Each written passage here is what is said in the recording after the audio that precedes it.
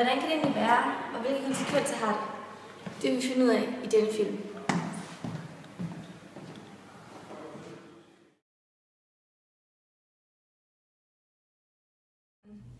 Når du er stresset eller presset, og du ikke har stået i den her situation før, så sender kroppen signaler op til hjernecentret, der hedder amygdala. Det er herinde, hvor alt det, du har oplevet eller tænkt før, bliver samlet, så næste gang du står i den her situation, kan hjernen takle det. Men hvis du ender i en situation, du ikke har stået i før, som amygdala ikke har noget at opfatte, så sender den signaler ned til hippocampus, som er lige hernede under amygdala. Den sender så stresshormoner ud i kroppen, og så kan kroppen være med til at gøre sådan, så den her situation ikke bliver så stressende. Når du så har stået i den her stressende situation, som så er blevet løst, så gemmer amygdala på de her informationer, den har fået omkring det her stressede område. Og hvis du så over en periode oplever flere gange, hvor du er stresset og ikke har oplevet den her situation før, så begynder hippocampus at skrumpe, fordi hippocampus er simpelthen på overarbejde. Og det tager rigtig, rigtig lang tid at genopbygge hippocampus. Det kan tage op til flere år. Og en af de rigtig gode måder at genopbygge den på, hvis man nu har haft stress, det er motion, og det er rigtig godt også, hvis du har haft stress. Og, ja. Altså, stress, det er jo egentlig, når din krop den er presset, eller en situation, du ikke er vant til, så får man den stress. Men der er jo de to former her, der er positiv stress og negativ stress. Positiv stress, det er det, når at du lige hurtigt bliver presset, eller der er noget, du ikke havde forventet, der lige pludselig sker. Men det lærer din krop så at takle sådan efterhånden, sådan 10 minutter. Det er ikke så lang tid. Det er faktisk ret sundt at få nogle gange.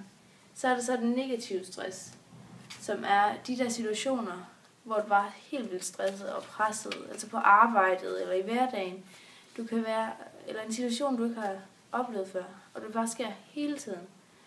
Og det begynder at blive ved i uger og måneder, måske et helt år, så begynder du at blive meget stresset, og så får du måske de her symptomer, som kan være hukommelse og koncentrationsbesvær, og du får nedsat humør og bliver til sidst rigtig irriteret. Man kan få svedeture, hovedpine, hjertebanken, og så begynder man også at sove dårligt. Og de fleste de burde jo så godt kunne opdage, når de er stressede, fordi at de har så meget at nå og sådan noget. Men nogle de opdager det slet ikke, og så til sidst, så, hvis man er på arbejde, så bliver man faktisk nødt til, så går man ned med stress, og man har det så dårligt, man ligger derhjemme. Man ligger derhjemme og sådan noget.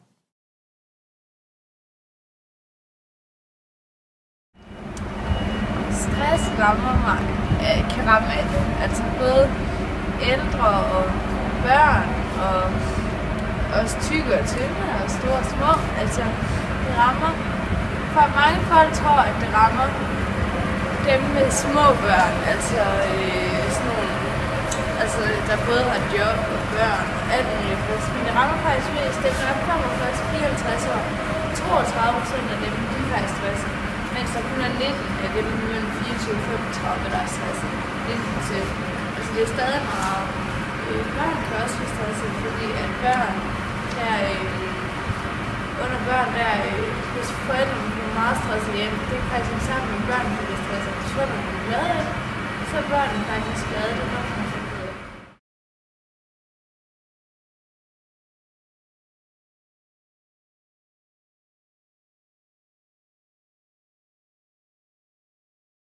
Hvis alvorlig stress ikke bliver opdaget i tide, kan det medføre store konsekvenser.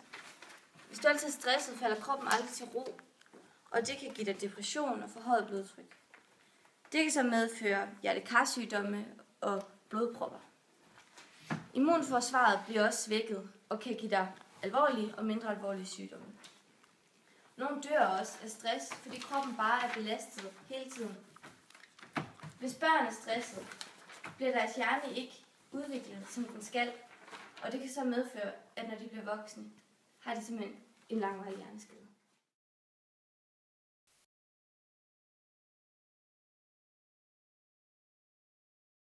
Forebyggelse mod stress, det kan du gøre på mange måder. Altså du kan tage hjælp ved folk for eksempel, men hvis du selv vil gøre det, så kunne det være sådan nogle ting som at holde kontakt med dine venner, så du kan